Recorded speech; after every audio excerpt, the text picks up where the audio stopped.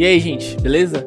Hoje eu vou mostrar um pouquinho mais sobre Go. A gente vai falar um pouquinho sobre funções, sobre loop, sobre for, while, do while e falar um pouquinho sobre isso, como funciona aqui no Go, tá? É um assunto um pouquinho mais legal, mas talvez ele demore um pouquinho mais. Eu vou tentar ser um pouco mais breve, mas é um pouquinho que eu vou, acho que o vídeo vai ficar um pouquinho maior, beleza?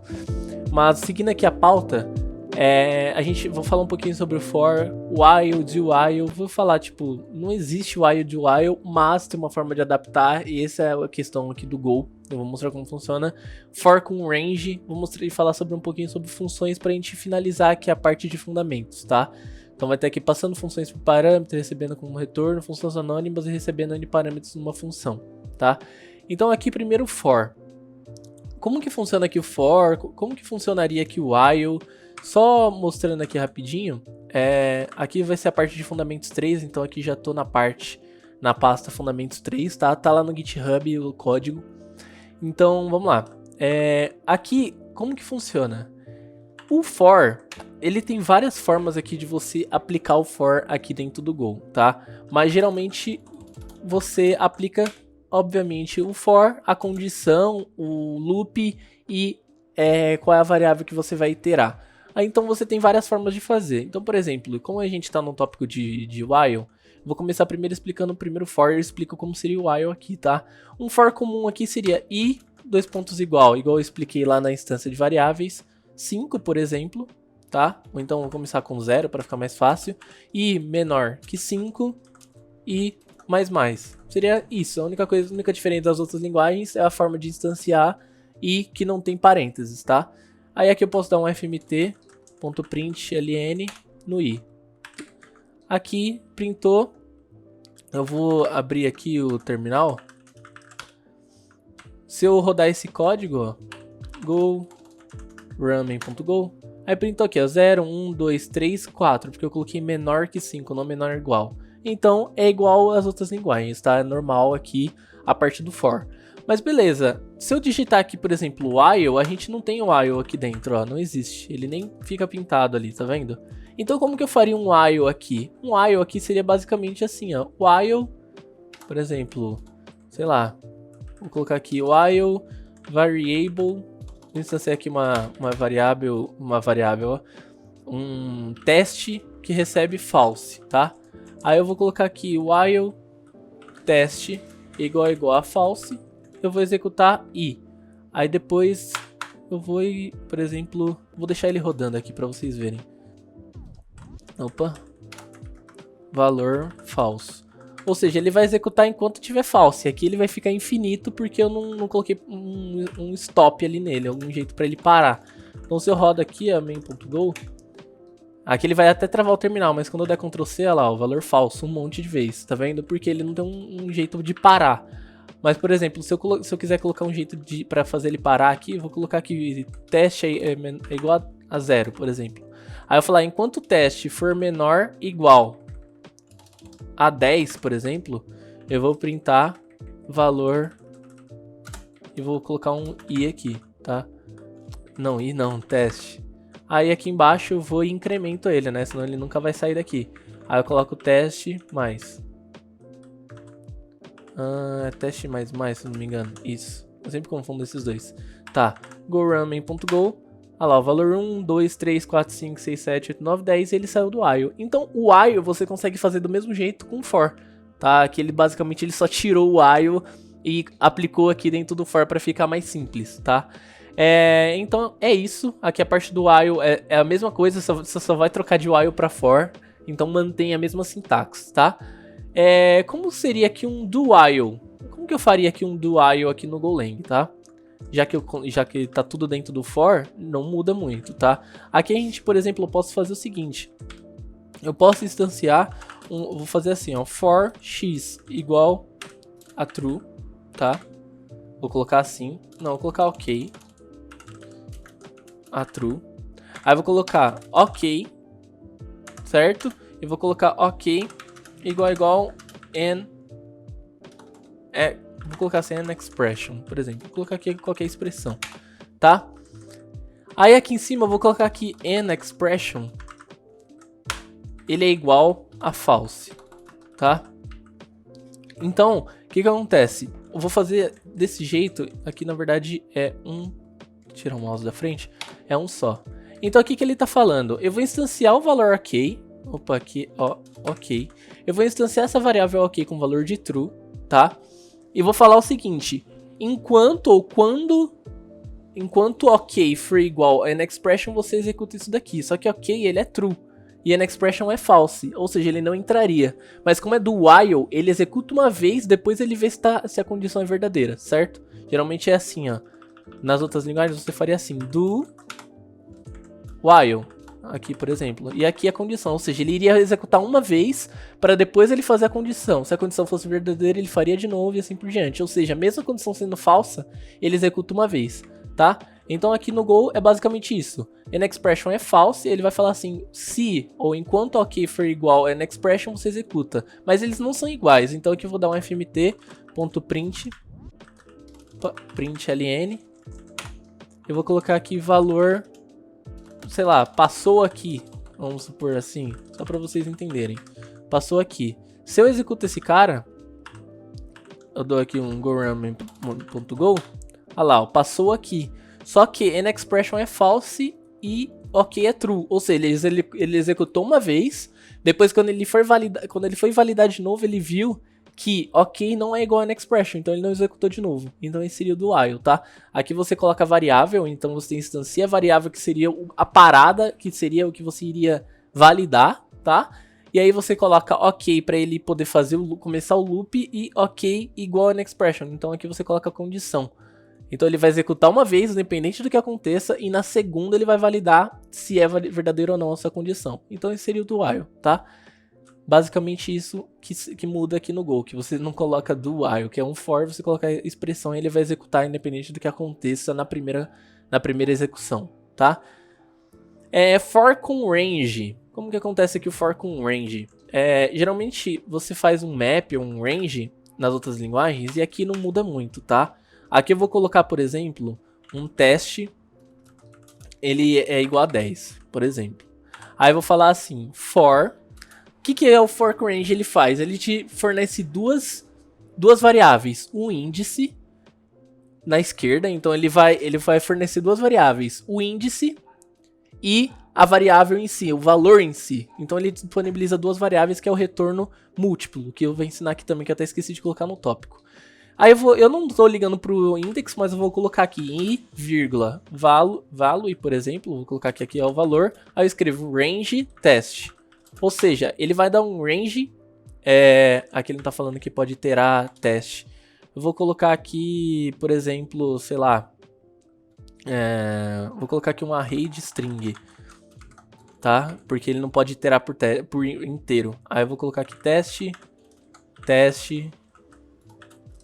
tá? Aqui eu tenho um array de string, tá? Aí aqui eu vou colocar range test, value not used. Aí eu vou colocar assim, fmt, vou printar esse cara, .println, eu vou printar o value e vou printar o índice também.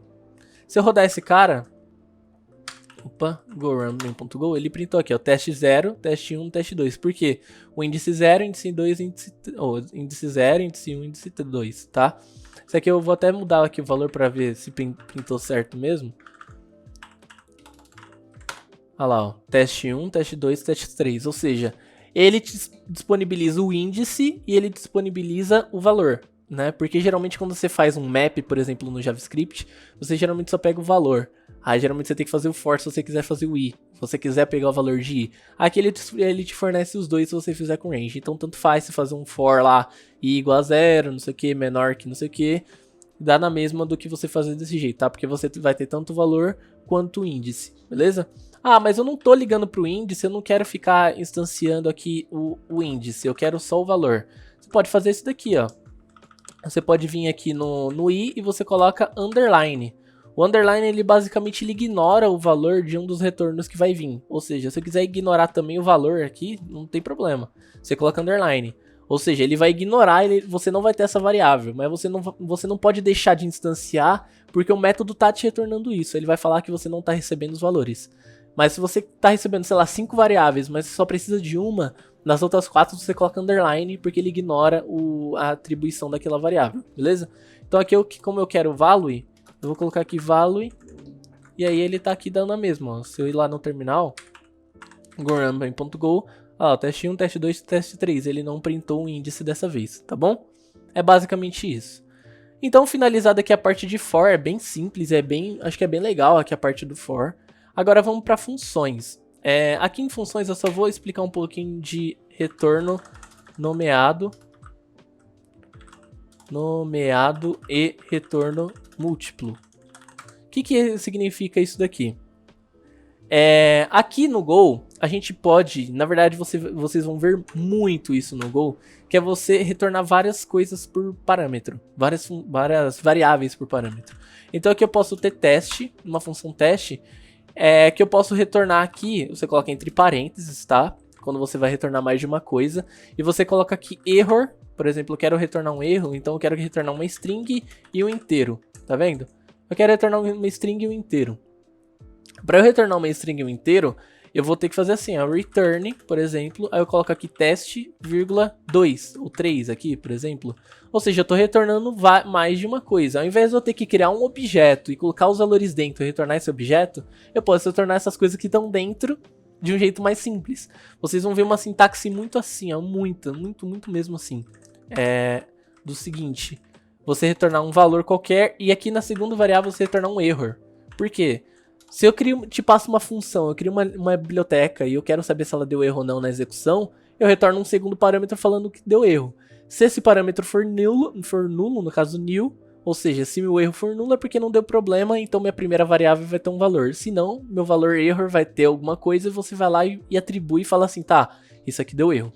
Ou seja, eu posso ter duas coisas aqui, por exemplo, eu posso retornar uma string vazia e colocar aqui, ó, errors.new, sei lá, teste, por exemplo. Aí eu tô falando, tá, essa função teste deu erro, então trata esse erro aí porque deu algum problema aqui no meu teste. Aí, por exemplo, se eu faço aqui, eu quero chamar um teste, eu vou pegar o value e o error, ou seja, eu tô pegando essas duas variáveis porque é o que ela me retorna. Como essas variáveis não existem, eu coloco 2 pontos igual, teste, tá vendo? Ou seja, eu tô pegando essas duas variáveis, faço assim, geralmente vocês vão ver muito isso. If error diferente de nulo, porque é o que eu quero, eu vou dar um fmt.println no erro, por exemplo, tá? Se eu rodo isso daqui, tá vendo que ele tá falando que eu não tô usando? Se não, eu vou dar um fmt.println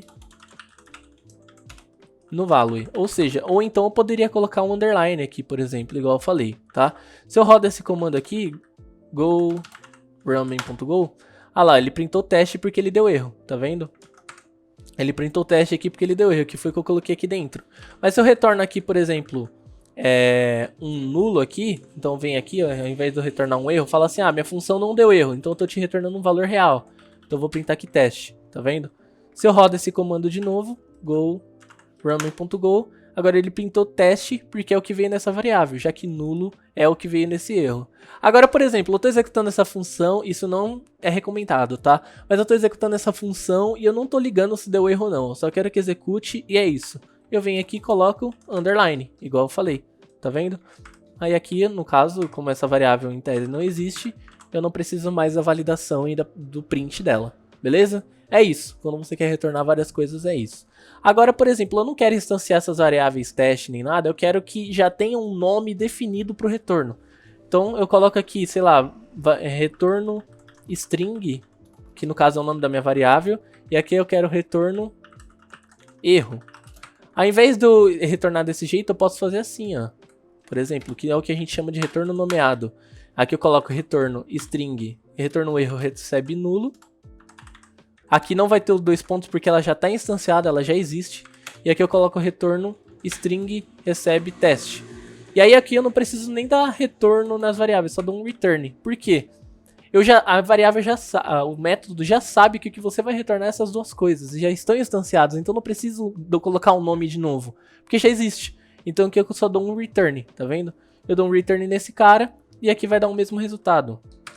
Se eu ir lá para outro cara, ó, gorumbem.go, lá, printou teste. Porque ele tem o mesmo resultado, então ele já está instanciado. Então aqui eu só dou um return, que ele vai saber que eu estou retornando isso e isso aqui. Isso aqui é retorno nomeado para você não ter que instanciar uma variável nova para isso. Você já instancia uma variável, vai estar lá em cima no método, fica até mais fácil de visualizar, beleza? Esses são os retornos nomeados e retorno múltiplo. Passando funções para o parâmetro e recebendo funções como retorno. Aqui, como eu falei, você pode receber aqui as variáveis, e aqui eu posso receber como parâmetro qualquer coisa. Eu posso receber um value aqui string, posso receber um int, receber qualquer coisa. Mas além disso, eu também posso receber funções. Então, por exemplo, dentro da minha função, eu quero que você me mande uma função que dentro recebe um valor como string e um int, por exemplo. Aí aqui dentro, eu vou e faço o seguinte. Eu vou instanciar uma variável aqui, sei lá, função teste, tá? E ela recebe uma função que implementa o seguinte. Ela recebe um teste string e um teste int, que é do tipo int. Ou seja, exatamente o que tá pedindo aqui, tá vendo? String, int. E eu vou aqui dentro, só vou printar aqui, fmt.println. Eu vou printar o teste e o teste int, por exemplo, tá? Aí aqui embaixo, eu vou chamar minha função aqui, eu vou chamar teste, passando função teste, que é o que ela espera. Tá vendo que ele não deu erro em nada? Se eu venho aqui embaixo e apago esses caras, eu vou tirar aqui o retorno nomeado. Aí eu vou fazer o seguinte, aqui dentro eu recebi esse value aqui por parâmetro, tá? Eu vou e faço assim, value, executa esse value pra mim. Só que aí qual é o problema? Ele recebe como string e um int um valor, né? Então aqui eu vou passar um Otávio e 20, por exemplo. Tá? Então o que está acontecendo aqui? Eu estou instanciando uma função aqui em cima no meu main e estou jogando para dentro de função teste. Eu vou e chamo a minha função teste, que recebe uma função como parâmetro. Qual função? Uma função que receba como aqui parâmetros dentro dela uma string e um int, que é exatamente o que eu criei aqui, certo? Então eu passo essa função lá para dentro. O que aqui eu vou fazer? Eu vou executar essa função que eu recebi como parâmetro, tá? Passando Otávio e 20, e aqui dentro eu tô printando, tá?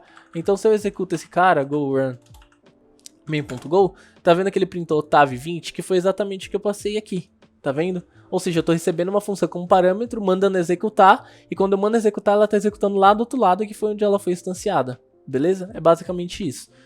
Vou até limpar aqui o terminal, porque tá me dando agonia esse monte de coisa aqui. Beleza. Explicado essa parte recebendo, agora e se eu quiser retornar uma função como parâmetro, como retorno dessa função teste? Mesma coisa, aqui eu posso pegar esse cara aqui, ó, eu vou pegar essa função, vou cortar ela, tá? E vou colar ela aqui do lado, ó, tá? Então, ou seja, eu tenho uma função que retorna uma função.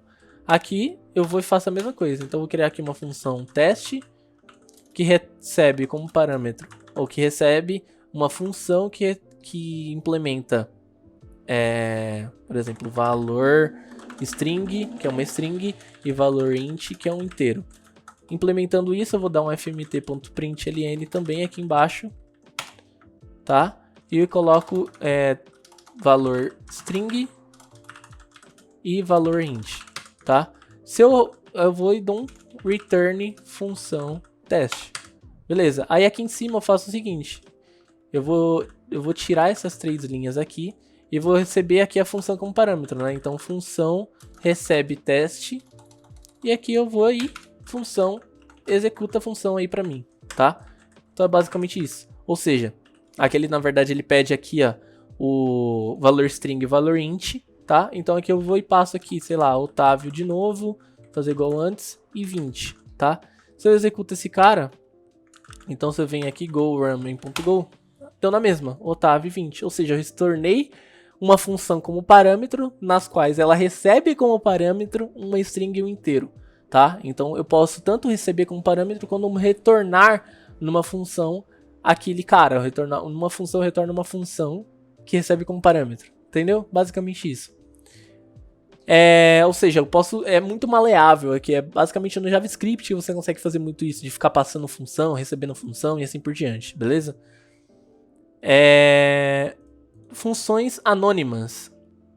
Aqui basicamente a gente já fez uma função anônima, mas qual que seria a diferença aqui? Tá vendo que aqui eu recebo essa função teste, ao invés de eu retornar, por exemplo, eu estou dentro da função teste, eu quero executar uma função dentro dessa função, só que eu não quero retornar nada, eu quero que ela execute. É basicamente isso, você instancia uma nova função aqui, a única diferença vai colocar parênteses aqui do lado. Só que aqui, tá vendo que ele recebe um valor string, valor int? Então eu tenho que passar algum parâmetro para ele. Então eu dou um Otávio 20, certo? Aqui ele não tem retorno, então eu vou tirar essa linha, tá? E tirar aqui o retorno desse cara aqui também, porque eu não vou retornar nada, tá? E aqui também tiro daqui. Eu não recebo mais nada aqui como parâmetro, então vou só chamar teste.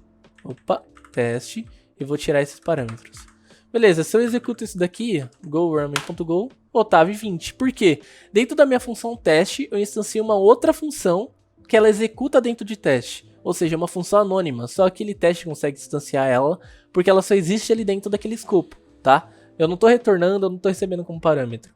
E como ela é executada aqui dentro, ela recebe parênteses, ela recebe parâmetros, eu coloco um parênteses no fim dela, passando os parâmetros que ela pede, tá? Se ela não tivesse por exemplo, parâmetros, estou confundindo parâmetros com parênteses, eu tiro daqui esses dois caras, tá vendo?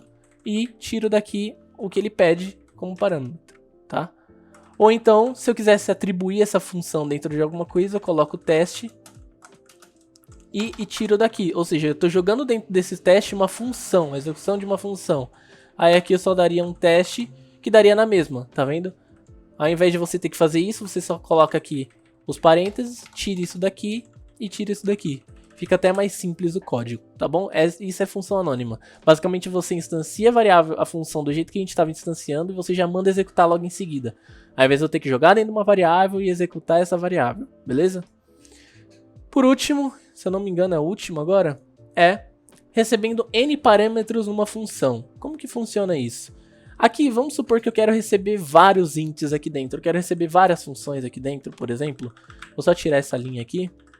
Eu quero receber várias coisas aqui dentro desse teste, vamos supor. Quero receber várias strings. Aqui eu vou colocar assim, valores, strings, por exemplo. Eu coloco 3 pontinhos, string. O que isso aqui está dizendo? Está falando assim, Go, eu quero que nessa função você apenas aceite 0 ou n parâmetros de string. Ou seja, isso aqui vira opcional ou você pode mandar quantos você quiser. Como isso aqui é uma lista, vai vir uma lista de strings para mim, eu vou e dou um for, eu não ligo para o índice, tá? X recebe range de valores string. Isso aqui é uma lista, tá? Aí é que eu dou um fmt.println nesse x, tá? Aqui em cima no main eu vou fazer o seguinte. Eu vou chamar esse teste passando Otávio. Deu certo, tá? Ou então eu posso passar esse teste chamando nada. Se eu rodar esse cara aqui, go_runmain.go, não acontece nada porque a lista tá vazia. Agora, se por exemplo, eu volto pra lá e eu coloco aqui dentro o Otávio e eu rodar de novo isso daqui, go_runmain.go, printou Otávio. Mas se eu quiser, por exemplo, eu venho aqui, eu vou printar, além de Otávio, printar runcoding, printar teste, printar teste 2, por exemplo, eu posso também. Se eu rodar esse cara, go_runmain.go, printou todo mundo. Ou seja, eu posso mandar 0 ou n parâmetros para essa função, porque ela aceita. Isso funciona em qualquer coisa. Eu posso mandar várias funções lá para dentro também, tá? Então, por exemplo, se eu volto para lá, aqui ao invés de uma string, eu vou executar, eu vou receber uma função como parâmetro, tá? Aí aqui, ao invés disso, eu vou aqui em cima e vou instanciar uma função aqui, teste, sei lá, recebe função, que aqui dentro ela vai printar fmt.println teste, tá? Aí aqui no caso não tem mais string, tá? Então eu tiro todo mundo daqui e printo, jogo o teste lá pra dentro. Aqui ele tá reclamando too many arguments. Teste. É porque eu chamei a mesma coisa aqui. Então, teste parâmetro. Vou chamar aqui. Tá? Aí, teste parâmetro. Se eu executo isso daqui, no caso ele não vai deixar eu printar, porque agora é uma string. No caso, x agora ele é uma função. Então, eu posso dar x. Executa aí pra mim essa função. Tá? Se eu vou lá pro outro lado e executo esse código, go_runmain.go, printou teste, porque é o que eu mandei executar aqui. Tá vendo? Agora, eu não quero que isso daqui printe, eu quero outra função aqui que ela printa outra coisa. Por exemplo, apaguei sem querer. Aqui eu quero que nessa função eu printe teste 2 e a teste parâmetro 2, tá? Aqui eu posso fazer isso, teste parâmetro 2. Opa, faltou um E aqui. Se eu executo go_runMain.go, teste 2. Ou seja, eu estou recebendo vários valores de função dentro da minha função. Eu vou itero essa lista de funções e a cada item de lista, já que é uma função, eu mando executar. Então ele executa uma, executa duas, executa 3 vezes ou quanto for. Ou eu posso passar nenhuma vez também, beleza? É basicamente isso, você pode retornar, você pode fazer várias coisas com essas funções. É muito legal esse de passar função, passar N valores lá pra dentro, ou não passar nenhum também se você precisar. Eu já precisei bastante disso, é bem da hora, tá? É isso, gente. Fica por aqui o vídeo. Tomara que tenha dado pra entender certinho aí as partes de funções e loops. Foi basicamente isso que eu vim mostrar nesse vídeo, tá bom? Próximo vídeo eu vou ensinar bastante sobre o pacote. Vai ser um vídeo bem completo. Vai ficar até mais longo ainda o vídeo, mas é um vídeo essencial. Você aprendendo isso de parte de packages em Go, você vai entender muita coisa ali dentro, principalmente sobre dependência, sobre como criar pacotes, como criar dependência para um outro projeto e assim por diante. Beleza? Valeu, gente. Até o próximo vídeo. A gente se fala, a gente se vê. Valeu, gente. Falou.